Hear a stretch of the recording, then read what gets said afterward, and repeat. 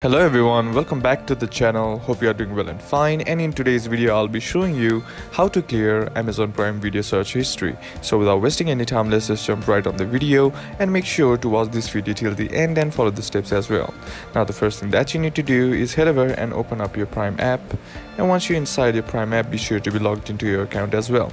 Now once you are logged into your account, what you need to do is tap on the icon or your profile icon on the top right corner of the screen, and once you tap on it, you'll be seeing this kind of home screen. Now what you need to do is tap on the gear icon or the settings icon on the top, and once you're inside settings, now all you gotta do is scroll down until you find the option that says clear video search history.